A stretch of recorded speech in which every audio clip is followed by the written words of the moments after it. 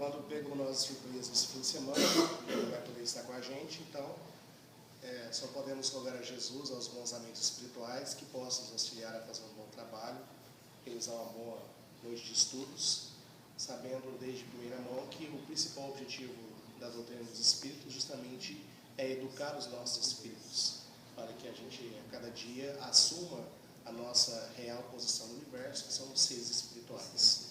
E interessante a seleção espiritual do Evangelho, pois é um assunto que eu gosto muito de trabalhar, porque percebo uma necessidade de desenvolver essa questão dentro de nós, talvez até por necessidade minha mesmo, né?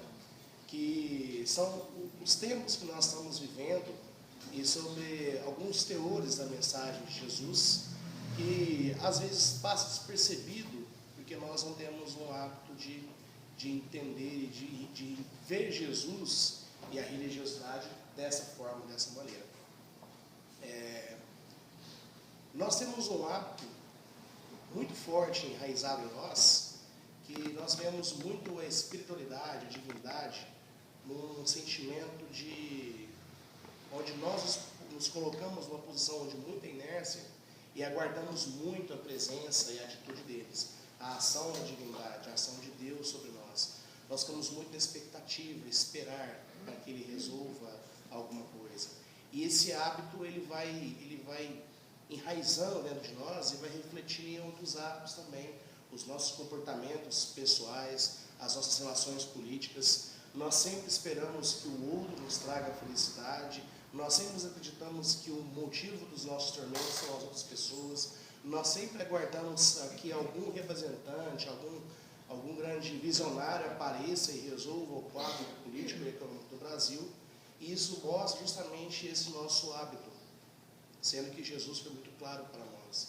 Jesus, nas suas mensagens, eu gosto de resumir de uma forma assim simples, mas porém que mostra isso para nós.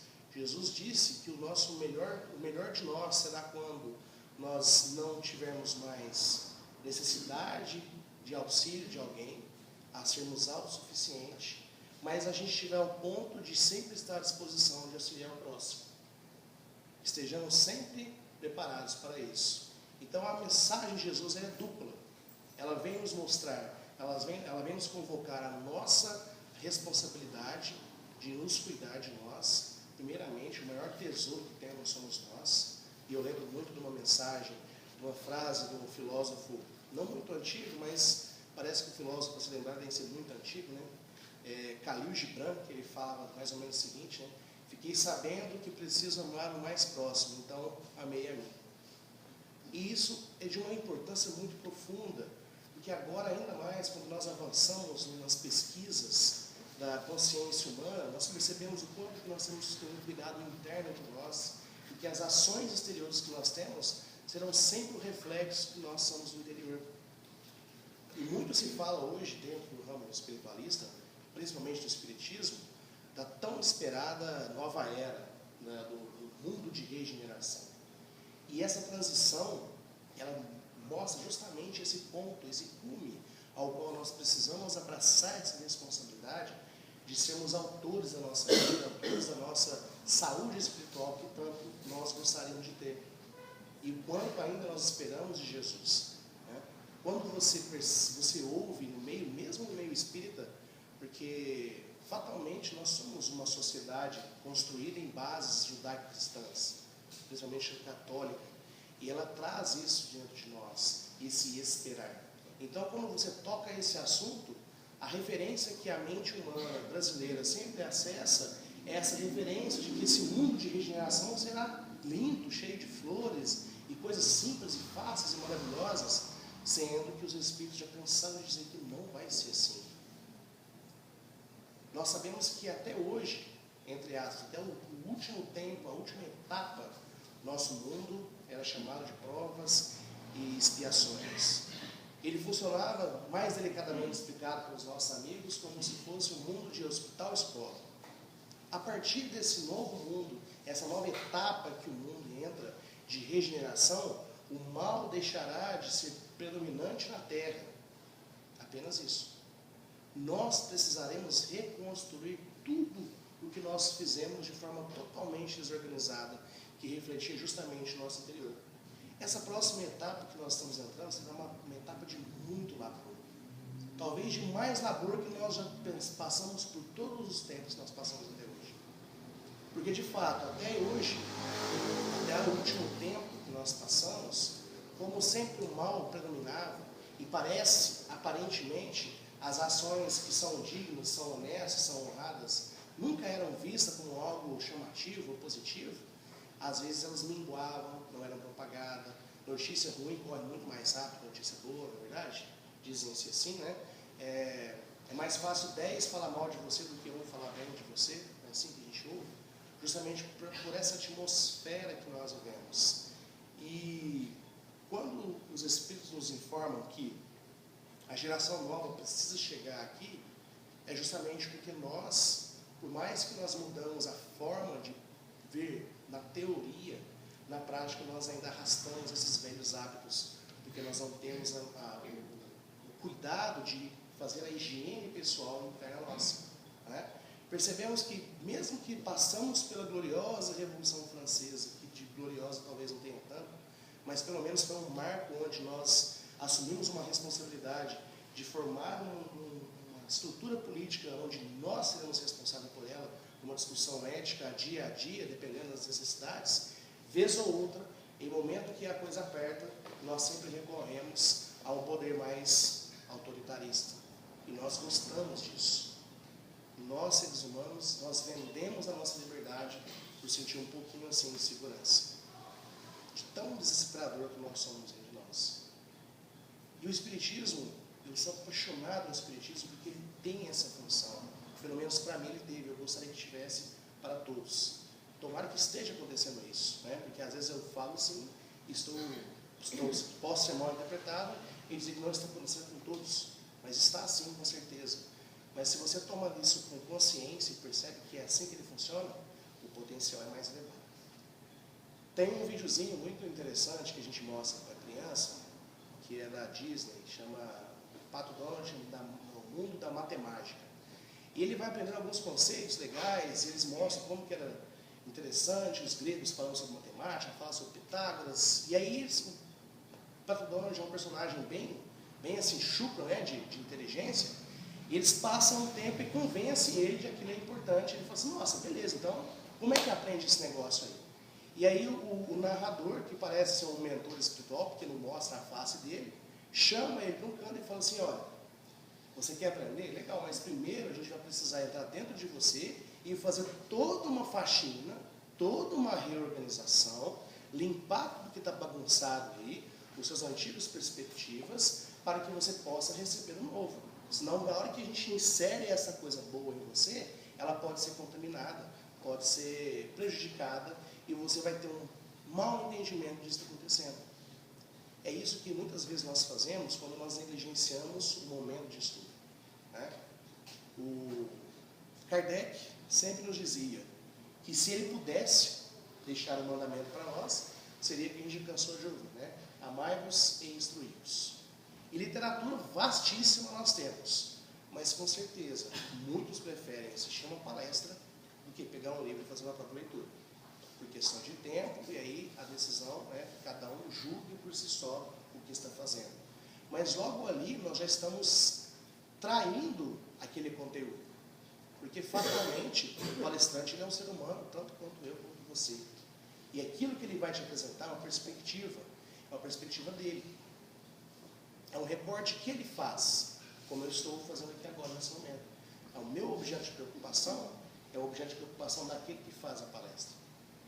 Então nós precisamos ter essa vontade, essa energia, e no mínimo, pelo menos, assumir essa responsabilidade e ter essa disciplina em nós, de poder, de entender que nós precisamos fazer a busca disso. Porque senão a gente vai levando essa nossa vida, nós vamos sendo iludidos por mecanismos muito sutis que nos roubam a nossa consciência, nos roubam o nosso protagonismo e nos jogam armadilhas terríveis. Nós passamos um momento de surto muito alto de pessoas que tentaram desistir da vida. E a gente se envolveu, nós mobilizamos, nós falamos, fizemos trabalhos extraordinários, fizemos trabalho na praça, e de repente, como parece que o assunto saiu de moda, entre aspas, nós nos acomodamos. E quando a gente se acomoda, fomos surpreendidos, né, recentemente.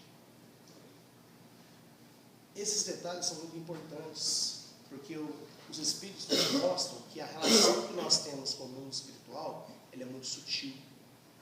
E a maioria dos habitantes do mundo espiritual, ainda mais próximos de nós, eles têm uma carência muito forte dessa energia vital que nós temos.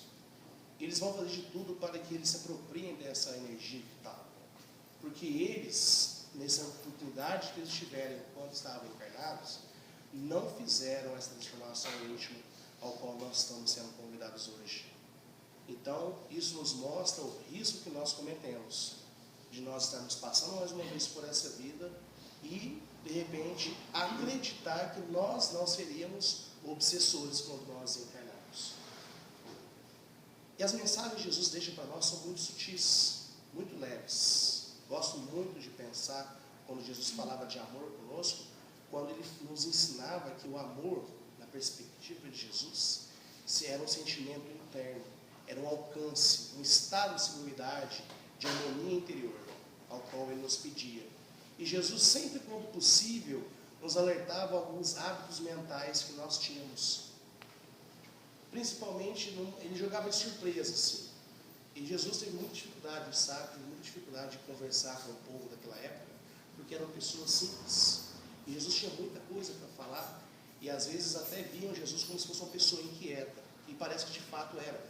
E imagina só, um espírito daquela envergadura, uma mente conectada ao todo o universo, com informações percorrendo todo aquele sistema mental com uma velocidade que nós não conseguimos imaginar, e ele tem que ter o cuidado de falar um abecedário bem devagarzinho, para que todos entendam. E vez ou outra ele lançava algumas coisas que na hora ninguém entendia, a gente ouvia e ficava olhando para o outro, tipo, o que ele falou, e ninguém tinha coragem de perguntar para ele o que ele tinha falado, mas mais tarde a gente entenderia. Uma das coisas pesadíssimas que ele falou, e parece que a nossa sociedade brasileira não entendeu, uma vez incomodando muito Jesus sobre essa situação do casamento, e naquela época eles tinham leis muito severas a respeito disso, porque a mulher naquela época não tinha um tratamento muito ético. Era muito comum que às vezes, se o marido não se interessasse mais por ela, ele teria o hábito de devolvê-la à família. E aí os judeus desenvolveram uma lei mais severa quanto a isso, né? E aí, uma certa vez, incomodando Jesus, tiçando ele, né, incomodando ele, perguntando sobre adultério, porque adultério era uma das formas que o homem poderia usar de artimanha, de ferramenta, para justificar a devolução da mulher à família. E aí, pergunta de cá, pergunta de lá, e Jesus simplesmente diz o seguinte, assim, olha, não só adultério é um crime fatal como ser humano, mas se você olha para uma mulher e tem por ela desejos de cobiça, ou seja, desejos sensuais, você já está adulterando ali. Você já está traindo com ela. E você já está cometendo um crime. Um crime que é consigo mesmo. Um crime que lesa a sua capacidade mental. A sua capacidade mental é a ferramenta mais preciosa que nós temos para direcionar todo o recurso poderoso do amor que Deus espera de nós. Nós ouvimos muitas pessoas dizendo o seguinte, os Espíritos vêm nos dizer, os mentores, como que nós podemos nos sentir tão angustiados, tão apáticos, tão tristes, como nós podemos ficar tão adoecidos se nós somos feitos de todo o amor de Deus? Você pensa, poxa, todo o amor de Deus, o mesmo amor que criou as estrelas, que criou todas as galáxias que nós conhecemos, esse mesmo amor, essa mesma intensidade é que Deus dedicou a cada um de nós para nos produzir, desde o princípio. E a gente se pergunta, como podemos estar num estado tão deplorável ainda? Justamente por nossa condição mental. Nós vamos repetindo atos, sem fazer reflexões internas, e nós vamos montando um aparato mental, que o que ele faz conosco é drenar essa energia. Ele vai sabotando as nossas condições.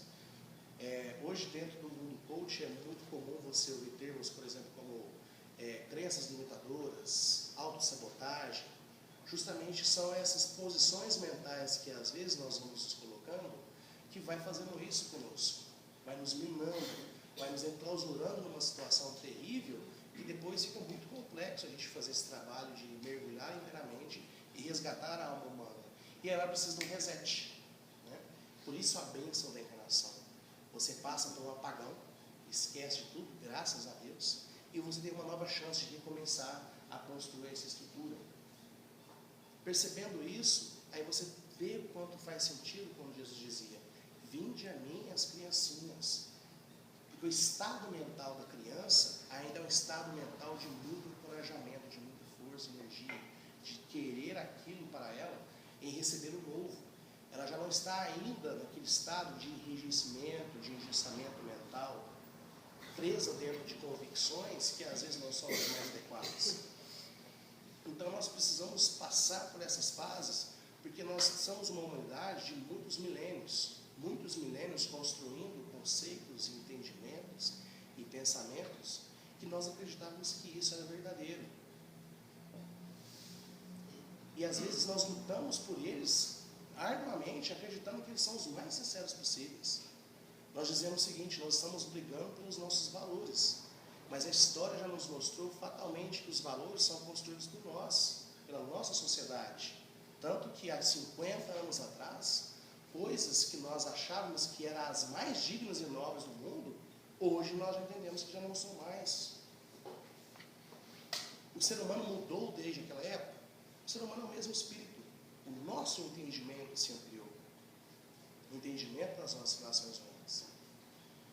E para isso eu trouxe uma mensagenzinha interessante, um livro que eu gosto muito, que é o Fonte Viva, do Chico e do Emmanuel, que a mensagem tem o título de Capacete da Esperança. E olha que bacana. Mecanismos sutis, refinadíssimos, que nos dá capacidade de fortalecimento mental para que nós possamos nos proteger das coisas que nos atingem. Tendo por capacete a esperança na salvação. Foi uma carta, a primeira carta pela Tessalonicense, e dizia o seguinte. Bom, na verdade aqui a carta não está escrita, né? Mas há o comentário do Emmanuel sobre a carta. O capacete é a defesa da cabeça, em que a vida situa a sede de manifestação do pensamento. E Paulo não podia lembrar outro símbolo mais adequado à vestidura do cérebro cristão, além do capacete da esperança da salvação. Se o sentimento, muitas vezes, está sujeito aos ataques da cólera violenta, o raciocínio, em muitas ocasiões, sofre o assédio do desânimo, à frente da luta pela vitória do bem, que não pode esmorecer em tempo algum. Raios anestesiantes são desfechados sobre o ânimo dos aprendizes por todas as forças contrárias ao Evangelho Salvador. A exigência de todos e a indiferença de muitos procuram cristalizar a energia do discípulo, dispersando-lhe os impulsos nobres ou neutralizando-lhe os ideais de renovação. Contudo, é imprescindível esperar sempre o desenvolvimento dos princípios latentes do bem, ainda mesmo quando o mal transitório estenda raízes em todas as direções. É necessário esperar o fortalecimento do fraco, a maneira do lavrador que não perde a confiança nos grelos tempos, aguardar a alegria e a coragem dos tristes, com a mesma expectativa do floricultor que conta com revelações de perfume e beleza no jardim cheio de ramos crus. É imperioso reconhecer, todavia, que a serenidade do cristão nunca representa atitude inoperante, por agir e melhorar continuadamente pessoas, coisas e situações, em todas as particularidades do caminho. Por isso mesmo, talvez, o apóstolo não se refere à touca protetora. Chapéu quase sempre indica passeio, descanso, lazer, quando não define convenção no traje exterior, de acordo com a moda estabelecida. Capacete, porém, é indumentária de luta, esforço, defensiva. E o discípulo de Jesus é um combatente efetivo contra o mal, que não dispõe de muito tempo para cogitar de si mesmo, nem pode exigir demasiado repouso, quando sabe que o próprio Mestre permanece em trabalho ativo e edificante. Resguardemos, pois, o nosso pensamento com o capacete da esperança fiel e prossigamos para a vitória suprema do bem. Nós já sabemos que a esperança, aquele sentimento de que o bem prevalecerá no final, é um sentimento que sempre nos traz energia, nos traz vitalidade, nos traz aquele conforto.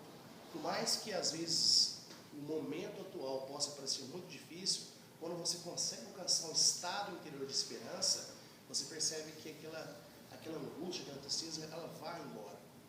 Mas nós percebemos aqui, pela fala do nosso amigo instrutor, que a esperança exige paciência, exige compreensão. Existem outros requisitos para que você alcance a esperança. Mas nós, afoitos, sem preocupar-se com o processo e focados apenas no resultado final, a gente já quer ter a esperança. Pronto, eu já entendi a chave então da felicidade e da esperança, sou a pessoa mais esperançosa agora. Mas esqueço que antes disso eu preciso desenvolver essa compreensão, essa paciência. Porque na hora que eu precisar utilizar dessa esperança, eu estou jurando que eu tenho ela, eu não tenho. Ela vai me falhar, ela vai me deixar na mão. Então nós precisamos ter esse cuidado, ter esse carinho. A nossa humanidade foi criada com conceitos de amores muito perigosos. E conceitos de amores percebidos por alguns filósofos. Nós somos uma cultura que tem raízes na cultura europeia, e eles também fazem muitas traições, como nós fazemos. É um conceito de traição das ideias de Platão, por exemplo. Platão observava o amor como eros, o desejo do que você não tem, você buscar aquilo que não te pertence. E isso gera um contra-efeito em nós, é que você passa a desprezar o que já tem. Amor só existe pelo que você não tem. Você consegue aquilo que você não tem, você deixa de amá-lo e passa a amar outra coisa. Isso prejudicou as nossas relações, isso prejudicou a nossa relação de trabalho, as nossas relações amorosas, as nossas relações familiares. Mas aí a gente esquece que logo em seguida, pertinho, chegou Aristóteles, que era aluno de Platão. E Aristóteles deu uma reformulada nas coisas e melhorou bastante. Aristóteles discordava de Platão, dizendo que na verdade não. Na verdade, o amor é um amor com o que você já tem, com o que você conquista, com o que você já possui ali dentro de você.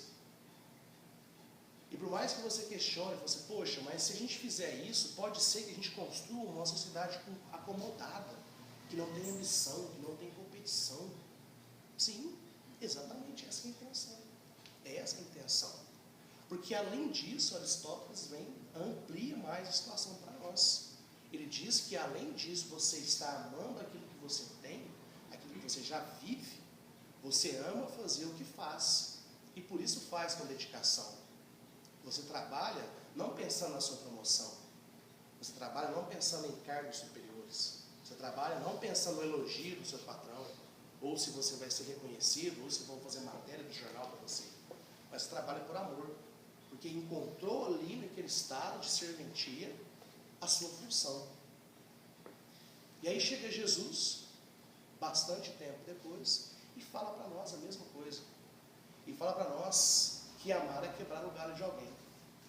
Quando você ama, é você estar na disposição a pessoa construir uma felicidade como que se a pessoa não pudesse ser feliz se ela não tivesse te encontrado. Como se a sua presença naquela vida daquela pessoa fosse algo extraordinário, uma mudança. Que a partir do momento que aquela pessoa te conhece, você tem um contato íntimo com ela, a vida dela muda. É isso que Jesus quis dizer quando ele dizia a palavra do semeador. O semeador saiu a semear. O semeador somos nós. Nós recebemos as sementes. Nós recebemos a bênção do conhecimento. Porque nós, de tanto calejarmos, de tanto andarmos por caminhos tortos, a gente escolheu não querer isso mais. E Jesus só pediu para a gente compartilhar e ter amor nisso. Somente isso. Somente essa situação. Mas nós, ligados apenas ao final, nós esquecemos que o benefício do processo de caminhar é o mais é o mais rentável, é o que mais nos torna felizes. Porque é ali que nós vamos construindo a virtude. Nós temos exemplos fantásticos, extraordinários, de pessoas. O Chico Xavier, por exemplo, nós batemos o olho no Chico e falamos assim, nossa, feliz é o Chico. Que é isso, que maravilha. Poço de paciência, tranquilidade e serenidade. E aí você começa a fazer um mimetismo do Chico. Você começa a querer falar baixinho, falar docinho, né? Só que a realidade, o universo, está dizendo para você, filho, você não é assim ainda. Não faz isso não, porque senão você está se iludindo. E a própria vida, o próprio universo, que vai responder ao que você vibra internamente, que não é aquilo que você profere, mas o que você é internamente, ela vai te trazer condições que vai te revelar quem você é de fato. O Evandro recentemente contou para nós aqui, né, para quem ainda não leu, a história do Tanário. Passou sob a proteção, o amparo, o patrocínio de Francisco de Assis. Imagina só. A gente fica louco, né, para achar um padrinho. Nossa, tomara que tenha um parente meu lá no nosso lar, porque fica mais fácil. Quando eu desencarnar, é só eu soçar ele e eu vou rapidinho para lá. Né? A gente viu no nosso lar. Quantas pessoas falavam com o André Luiz? Eu disse, não, André. O André chegava assim, nossa, deve ser muito legal, hein? Você está aqui no nosso lar, você tem sua casa própria aqui, deve ser muito bom. Não, senhor, você não tem ideia. Eu só estou aqui porque minha avó veio antes de mim e ela fez tudo aqui. Eu tenho um patrocínio aqui, um padrinho. Né? Tenho um padrinho. E a gente percebe que esses detalhes são muito sutis para nós, muito delicados. A gente deixa de perceber, de construir essas virtudes. E nós vamos exigindo muito de nós. Quando nós temos uma pessoa ao qual nós dedicamos muita confiança, nós criamos um sentimento, uma relação de poder sobre ele. Nós passamos a ser submissos a ele, tomamos ele como a porta da verdade, e tudo que ele fala agora é lei. Siga o fulano, siga o ciclano. Mas no momento que esse cara dá uma escorregadinha na casca de banana, acabou. Acabou. Aconteceu isso com Jesus. Né? Enquanto Jesus estava lá, tudo bem, tudo certo, todo mundo estava lá rodeando ele. Batendo palma, Jesus, legal, legal, legal. O que aconteceu quando ele foi confrontado com a lei? Onde estavam todos aqueles caras que o seguiam? Né? Fugiram todos. A gente pode falar assim, não, mas é porque era muita gente, as pessoas não tinham intimidade com Jesus, né? Então traíram ele por isso. Mas eu e Pedro? Eu não vi outra pessoa tão íntima quanto Pedro, Maria e o João, o Joãozinho, né, o evangelista. Eu não vi pessoas tão íntimas quanto eles. Pedro estava ao lado de Jesus o tempo todo, o tempo todo. Pedro foi um cara que Jesus teve um projeto especial para ele, lapidar o Pedro. Né? Nós, como nós temos uma visão, a gente gosta sempre muito das coisas doces, coisas leves, a gente adora zoar o Pedro e elogiar o João, né, o mais amigo. Mas a gente esquece de perceber a coragem que Pedro tinha. Jesus fez a questão de cutucar o Pedro todos os dias, o tempo todo. O tempo todo. Nós rimos das mancadas que Pedro dá, mas eu duvido que eu tenha coragem de passar pelo que o Pedro passou. Duvido. Né? Semana passada o Evandro lembrou daquela fase que ele lembrou sobre as águas. Pedro foi peitudo. Né? Pedro falou assim, Jesus, manda que eu vou. E ele foi. E ele foi. Começou, escorregou, caiu, molhou. Jesus foi lá, pegou ele pro cabelo, tirou da... fez tudo isso. Mas ele foi. Nenhum outro foi. Nenhum outro foi. A gente gosta de lembrar das coisas ruins que as pessoas fazem, mas a gente esquece de incentivar as coisas positivas. Né? Que aperto que o João teve na vida? Nenhum. Nenhum aperto. Passou suavão. O único que não foi assassinado morreu de velhice. Né? A gente gosta de lembrar dele. Mas o Pedro, forte, poderoso, a gente dificilmente lembra dele. A gente procura uma vida mais simples. Uma vida com menos esforço possível. E isso está o problema. Nós buscarmos uma vida ociosa. É um perigo danado. Vou sentar aqui e esperar que esse novo candidato resolva a situação. Não, mas está assim porque os impostos estão altos, porque o Estado está assim, o Estado está assim porque o presidente é esse. Ponto final. É um mecanismo de defesa automático em nós. E a gente percebe isso.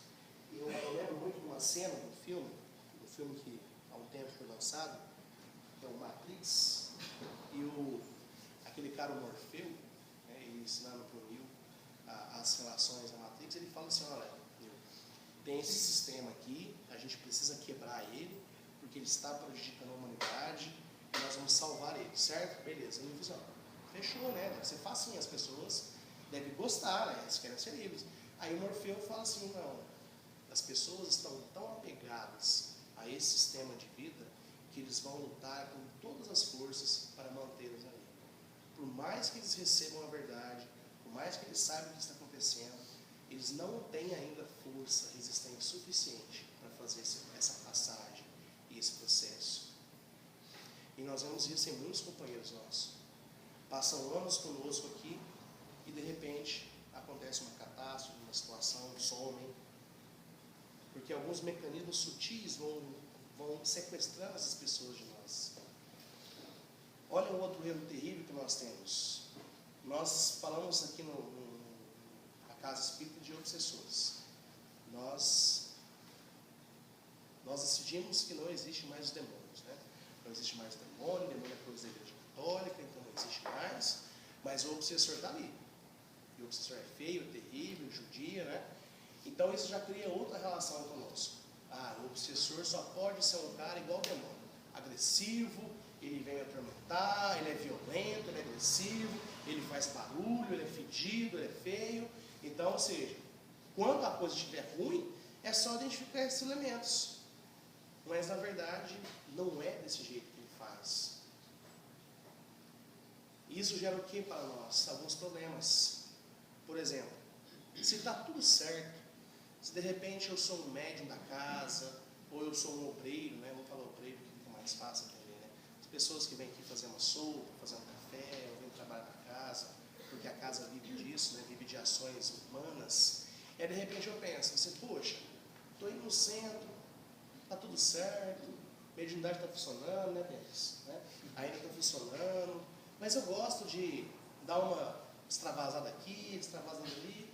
Aí eu olho para o lado, olho para o outro e falo assim, vou fazer um experimento. Eu vou relaxar esse sábado, vou ficar bem à vontade mesmo. E aí amanhã eu acordo com aquela cara lavada, aquela cara de pau, passo um óleo de peroba e vou no centro. Vamos ver o que acontece. Né? Vamos ver o que acontece. E aí de repente você vai chegar aqui e os espíritos superiores estão um pouco importando para você, porque eles têm coisas mais importantes para fazer na vida, e sabem que você é um instrumento. E tem você ali, eles vão te usar. E aí você senta e acontece a mediunidade. Acontece a mediunidade. E aí você passa, né? Tipo assim, meio com medo. Acontece a mediunidade, você olha para um lado, olha para o outro e fala, tá tudo certo, então. Então tá tudo bem. Né? Posso ter os meus momentinhos de relaxar, que está funcionando, então vou seguir em frente. E aí, recentemente, não há muito tempo, o Denis fez a questão de ler uma parte para nós do Evangelho, mas que está muito mais claro no livro dos médiuns, que a mediunidade é uma ferramenta que independe da questão moral do ser humano. Porque nós acreditamos que a mediunidade é algo tão nobrecíssimo, e tudo tem tanto controle da espiritualidade, que a mediunidade só tem caras legais. Né? Só caras legais são médiuns. Só que a gente esquece, né? Se fosse isso verdade, não existia tanto caboclo fazendo trabalhos estranhos por aí. Né? A mediunidade é uma ferramenta, é um instrumento e ela é neutra. Tanto quanto um martelo. Ou você bate prego ou você bate cabeças. Vai depender da sua escolha que você faz. Depende do que você quer fazer com ele, depende da sua ética, do seu valor pessoal. Certo? E aí a mediunidade tem uns detalhes muito importantes. Você não leu essa passagem que independe da sua condição moral. Você não leu. Então você acha tudo certo. E você começa a continuar até nos seus momentos de relaxamento, né? Afinal você é muito estressado, trabalha muito, você precisa disso, certo? E aí de repente você começa a perder o controle, perder a estribeira. Você continua vendo o céu, a mediunidade continua funcionando, está tudo certo. Você acha que o termômetro é aqui.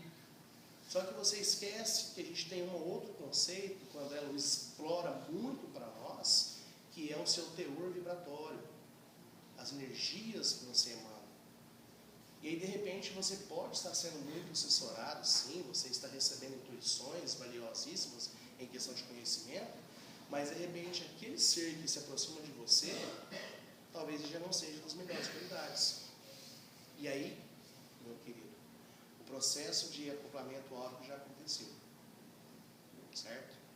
Depois aconteceu, até que você perceba isso, porque é muito difícil você identificar, vamos pegar a temperatura, por exemplo. É muito difícil você identificar um corpo frio quando você está frio. Se você está frio, você toca no corpo frio, tudo bem, né? É igual comigo. Quando você está quente, aí dá para você distinguir, né, que o outro corpo não está tão quente quanto você. É uma analogia muito vulgar para vibrações, mas para a gente entender. Se você já está com uma vibração lá embaixo, caindo, e você não cultiva as boas vibrações, os caras não muito legais vão se aproximar de você e aquele tato mediúnico que você desenvolveu já não está funcionando mais. Aí você pergunta, puxa, quando é que foi que esse cara entrou na minha vida e eu não vi? Viu sim. Sabe aquele dia que você estava de frente daquela situação que você sabe que tem dificuldade? Você tinha a chance de dizer sim ou dizer não. Você tinha a chance naquele dia. E é naquele dia que você decidiu em dizer sim para aquilo que você está cansado de saber que você não tem condição de lidar muito bem com isso. E aí o meu jovem cara entrou. Ele já entrou e já fez parte da sua vida, já colocou em você. E agora ele se sente posse de você, certo? E pior, ele vai usar esses mesmos mecanismos sobre você para manter a posse sobre ti. E aí a gente volta lá e lembra de Jesus. Quantas vezes Jesus nos alertou, olha, toma cuidado, não julgueis os outros, porque dessa forma que você julga vai ser a mesma forma que você será julgado. Por quem? Pela sua consciência. Não é? Quando você exige demais os outros, você passa a exigir demais de você. Esquece de outros processos mais delicados, mais refinados. Certo? De novo, você esquece do caminho do processo. E esquece que é todo mundo ser humano. Mas você foca no quê? No resultado final. Perfeição. Eu tenho que ser perfeito, porque senão o que vão pensar de mim? Eu preciso me comportar de uma maneira. Eu preciso vestir de uma certa forma. Eu preciso ser assim. Certo? Eu preciso, eu desejo. Eu não estou construindo. Eu estou vestindo mais um personagem, ao invés de construí-lo, ao invés de lapidar, né? Tem uma estátua, se eu não lembro onde ela fica, que é como se fosse um cara, ele está com aquele cinzel, né? Ele está lapidando uma pedra, mas quando você vê, ele é a própria pedra.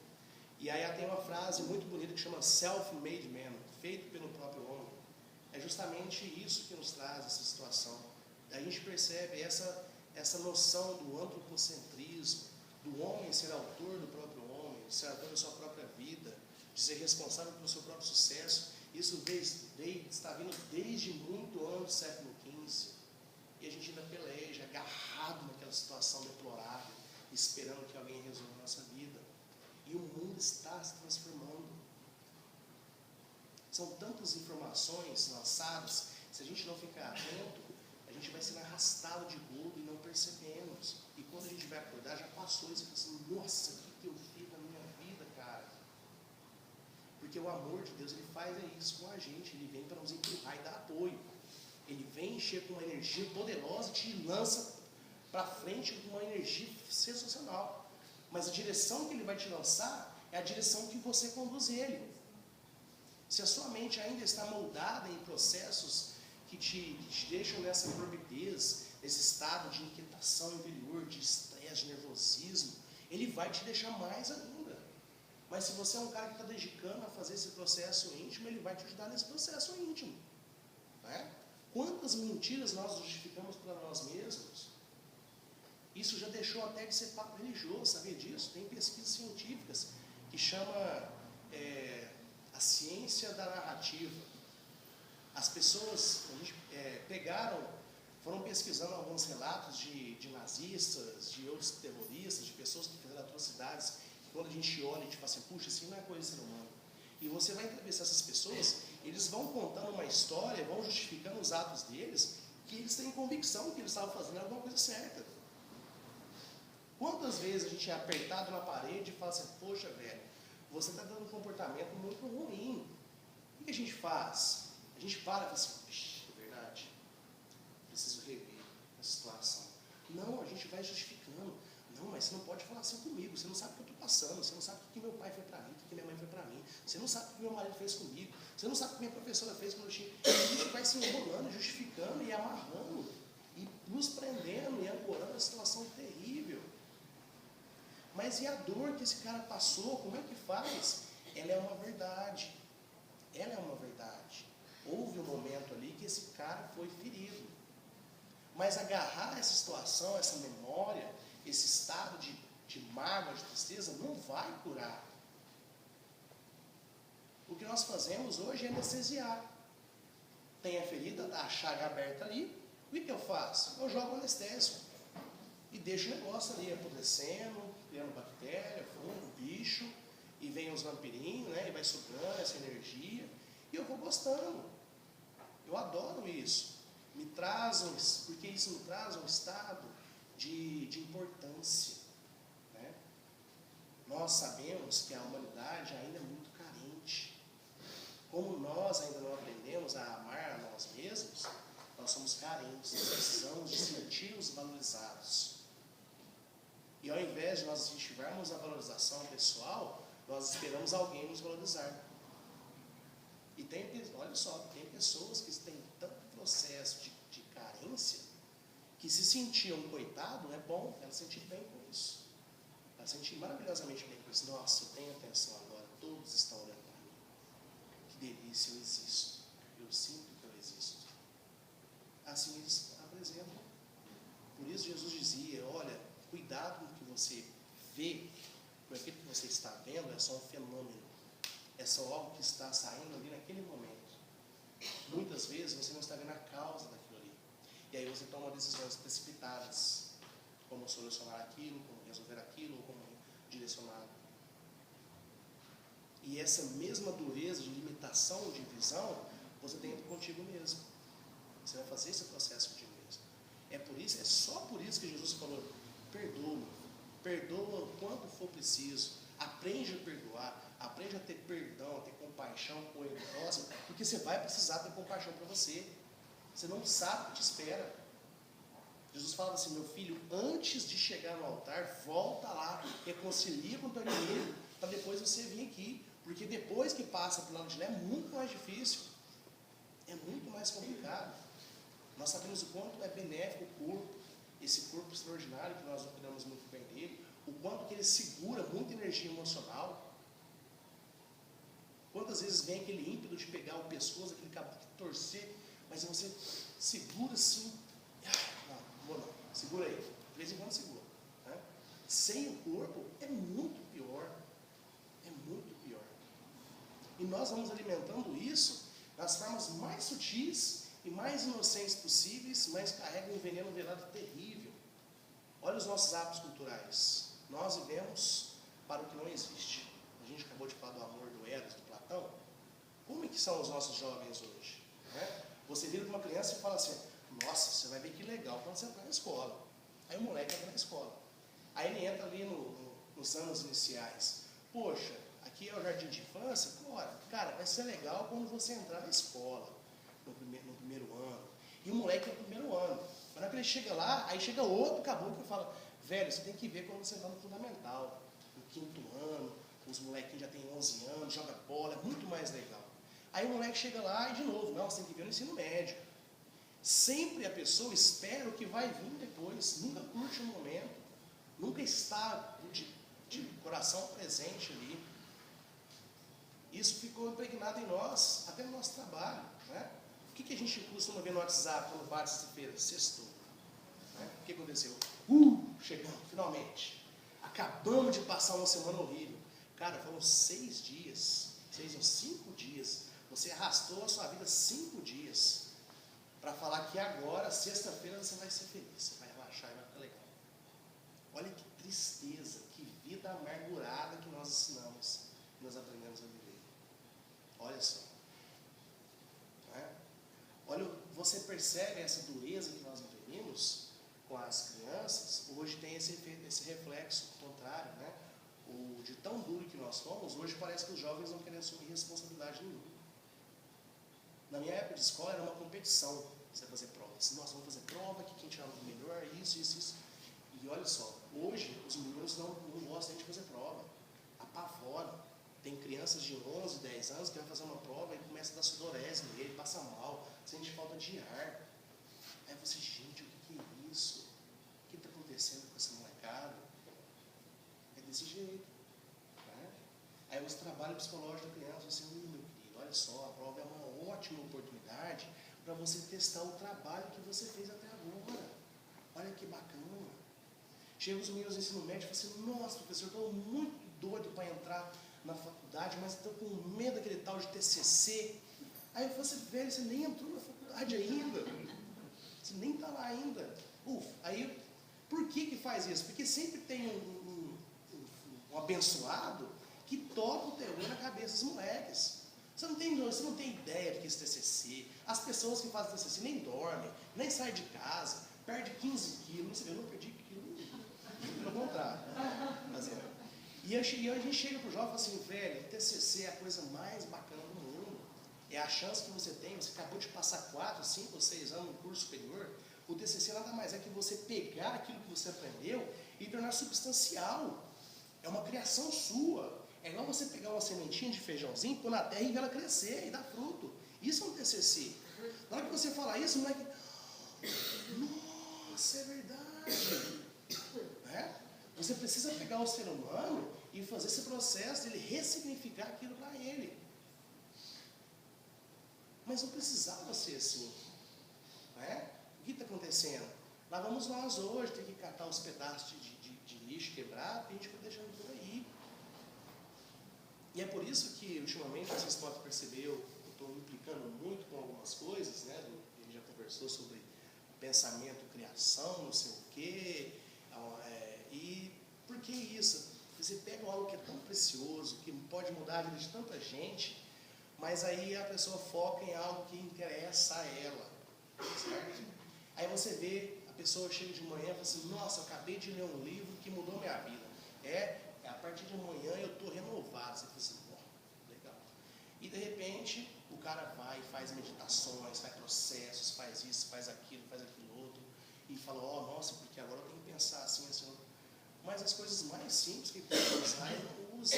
Alimenta sentimento ruim, alimenta tristeza, mágoa, deixa enraizar um pensamento triste, terrível. As pessoas hoje em dia acham que quem gosta de você, quem concorda com tudo que você fala. Se você insiste com uma situação com alguém, a pessoa já está perseguindo ela, e ela vai alimentando esse processo mental, ela vai se prendendo dentro daquilo, e aí você já não consegue mais ter o contato com essa pessoa, ela se enclausura e fecha ali dentro, aí você abre a boca, já vem aquele lá vem aquele chato falar disso, não é? E nós fazemos isso também. Lá vem aquele tio meu sem graça. Nossa, não posso ver ele. É só chegar em Natal e ele começa a falar na minha cabeça. Perguntando se eu já casei, perguntando se eu já formei, perguntando se eu estou trabalhando. Nossa, eu não posso ver aquele tio meu. Não é? E vai saber que, na verdade, a intenção dele é a das melhores possíveis. Porque ele acredita que isso é bom para você. É alguém que chega e preocupa-se com você. Vocês sabiam que quando a pessoa não gosta de você, ela tem frieza, é indiferença? É isso que é o sentimento, quando não tem sentimento, quando há ausência. É um vazio. Então, aquela pessoa que você acha que não gosta de você, ela gosta muito de você. Porque se ela não gostasse, ela estava se lixando, se você está bem ou não está bem, se você comeu ou não, se está vestindo azul ou amarelo. Não nem ir para você. Não é? Então, aquele pai que é chato, aquela mãe que pega no pé, que puxa a sua orelha, eles gostam de você, sim. Mas se você não mudar o ângulo de ver dessa maneira, cara, você se enclausura nesse castelo e acabou. Não existe trabalho mediúnico que te salve, não. Não existe. A gente sabe muito bem. Jesus é a prova disso. Jesus não era um cara de fazer média, não. Nunca foi. Nunca foi. Tanto que morreu por causa disso. Quando Jesus falava assim, as pessoas chegavam assim, nossa, mestre, que bom, você me curou. E ele falou assim, não, filho, não te curei, a tua fé te curou. O Os teus recursos internos, que você só me pôs à disposição, eu só fui lá e usei o que você tinha dentro. Ele não fez média com isso, não. Era pura verdade. Era mais pura verdade. E se eu não me engano, é o sempre que fala, a primeira condição para que você seja curado é reconhecer-se doente. E se colocar à disposição e falar assim, me rendo, não consigo resolver, pelo amor de Deus, cadê um profissional para me ajudar? É o primeiro movimento que você deve fazer, senão não vai. Não vai. Certo? É igual a gente contrata com o alcoólatra. Você chega e fala assim, meu, você não está tendo controle, você não está tendo um senso. E jura que está tudo certo. Alguém agressivo é a mesma coisa. Alguém áspero, fisicamente ou verbalmente, você chega com a pessoa e fala assim, velho, vai com calma.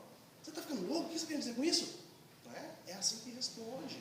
Porque estão presos em convicções dificílimas de gente tratando. E é por isso que Jesus falava, olha, de dois é mais fácil. É muito mais simples. É mais fácil observar você do que você se observar. Até que chegue ao ponto que você entenda que na verdade a visão é interna. E é por isso que ajudar as pessoas é tão bom. Porque aí você sente útil e você para assim, ó, nossa, olha que interessante.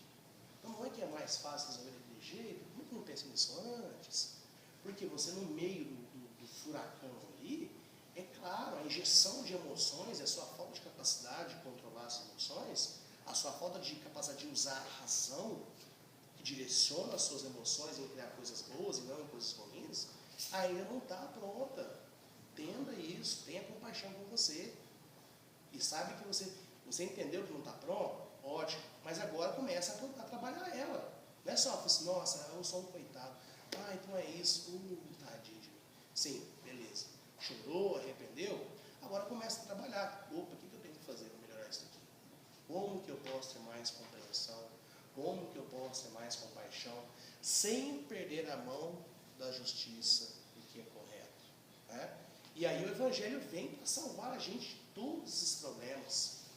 Porque nós vamos pendendo. Ora somos mais passivos, ora somos mais ativos, ora somos mais permissíveis, ora somos mais autoritaristas, até que nós vamos dosando a mão e percebendo o caminho do meio, o caminho mais saudável. Né? E aí o Evangelho fala, se não há amor, a justiça não existe. Certo? Se você não age com amor, já não está sendo justo com a pessoa. Porque muitas das vezes que a gente trata o ser humano é como um objeto. Né? O sujeito humilhante, desorganizador da ordem civil. É um objeto. Certo? Elimina o objeto e resolveu. Né? Resolveu o problema. É assim que nós enxergamos. Objetificação do ser humano. E perdemos o olhar. Porque nós temos essa dificuldade. Ora apertamos demais, ora afrouxamos demais. Hoje essa nossa molecada, nós mesmos, fala essa molecada, nós mesmos, temos uma grande dificuldade de receber crítica, temos uma grande dificuldade de assumir responsabilidades, porque nós somos um reflexo de uma sociedade que foi extremamente autoritarista. E agora essa sociedade colheu esses frutos, um povo muito relaxado, e agora o fruto que nós estamos colhendo, um povo muito fraco, sem resistência emocional, sem capacidade de encarar frustrações, sem condições mentais de capacitar, de perceber um evento, um acontecimento, alguma coisa que acontece, você não consegue resistir, aquilo te derruba, lança ao chão. E aí você todo pomposo, né, fala mal do seu tio-avô, o chucro da roça, é o ignorante, mas quando o bicho pega, o cara que segura a ponta é ele, firmão nosso. É um coitado, tadinho. Não consegue mexer no controle remoto da televisão. Não consegue nem conversar direito. Mas tem uma resistência emocional muito maior que a sua. Não é? Nós temos que ter um cuidado especial para a nossa vida. E isso que eu falei do sextou é algo terrivelmente forte e prejudicial para nós. Tem um filme que eu gosto muito de lembrar do Adam Sandler, que é o Clique, que ele mexe com o controle remoto, né? Aquele filme, cara, é de uma filosofia profundíssima. Ele vai usando o controle e de repente o controle começa a ficar viciado. Aí, por exemplo, assim, ó, ele chega numa hora que ele sabe que vai discutir com a mulher. Ele pega e fala assim, nossa, lá vem aquela chata. Aí ele passa o controle e põe para passar para frente, correu o tempo. E toda vez ele faz isso. E aí ele não vê a discussão. E de repente o controle fica viciado. Todas as vezes que a mulher chega para conversar com ele, o controle já entende que é uma discussão. É o controle puro. E aí só que o controle não distingue mais se é uma discussão saudável ou se é uma discussão positiva. E aí a mulher começa a parar de brigar e começa a desabafar para ele. Fala assim, olha, eu não estou gostando disso, vou melhorar isso. Mas ele ficou tão acostumado a não escutar que ele já não escuta ela. Na hora que ele acorda, ele já está divorciado, já perdeu a esposa, o filho está com problema, a filha também, está um rolo. Aí fala assim, nossa, minha vida passou, eu não vi. E se a gente ficar alimentando esse sextou para sempre, é isso que a gente vai passar. É isso que nós vamos viver. A gente coloca a mente stand-by às 7 da manhã e vai religar só no finalzinho da tarde quando religa. Ou só vai religar na sexta-feira. Então não dá para eu falar de protagonismo, não dá para eu falar de evangelho, não dá para eu falar que eu preciso cuidar da minha vida, se isso não refletir nas minhas ações no dia a dia. Porque o que eu faço no meu dia a dia vai ser o reflexo no meu mental, no meu íntimo. E é por isso que quando você vai chegar no terapeuta, ele vira para você e fala assim, olha, eu gostaria de aprender a ter uma melhor dicção, a falar melhor em público, a organizar melhor minhas ideias, a ter uma capacidade dissertativa e de discutir melhor. Sabe o que ele manda você fazer? Arrumar sua gaveta de e-mail. Vai arrumar sua gaveta de e-mail. Arruma suas roupas, se organize melhor. Aí você pensa, o que isso tem a ver? Você começar a organizar melhor o seu espaço é igual o Pato Donald no desenho. Os caras, o mentor chega para você, seja empregado ou desempregado, e fala assim, organize melhor o seu espaço, que você vai começar o ritual que você tem exteriormente vai começar a refletir nos seus comportamentos. A gente dá risada nos índios, não dá risada? Índio tinha ritual para tudo. Ritual para maioridade, ritual para casar, ritual para não sei o que, para trabalhar, ritual para tudo. A gente ri, assim, nossa, povo atrasado, cheio de rituais. Né? Pois é, esses rituais tinham uma função poderosíssima.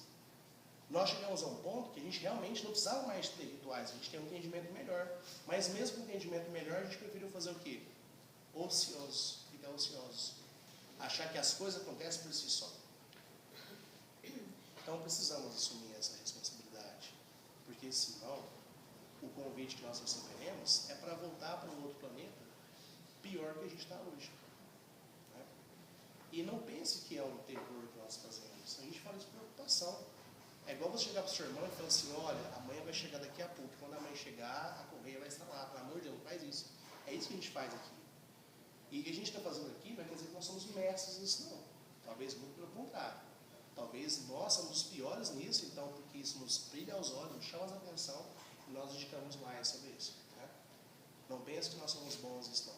Mas a gente sabe que por isso que nós fizemos essas reuniões. A gente sabe que juntos a gente tem uma situação melhor. Né? Talvez quem conhece no meu íntimo já pode estar olhando assim, o que o Marcos está falando? Ele é muito pior nisso, naquilo. Justamente. Né? Nós estamos aqui porque a gente sabe quanto é difícil para nós essa transformação. Muito bem, agradeço a todos, né, que só rogo aos nossos amigos espirituais que esses nossos diálogos possam ser cada vez mais efetivos na nossa transformação íntima, lapidar a nossa aceitação, a nossa visão da realidade, ressignificar essa realidade para que nós sejamos de fato seres espirituais que nós planejamos, que nós pretendemos. Nada acontece por mágica, tudo é construção, tudo é feito pelo próprio homem, tudo é feito por nós. Certo? Só explica isso.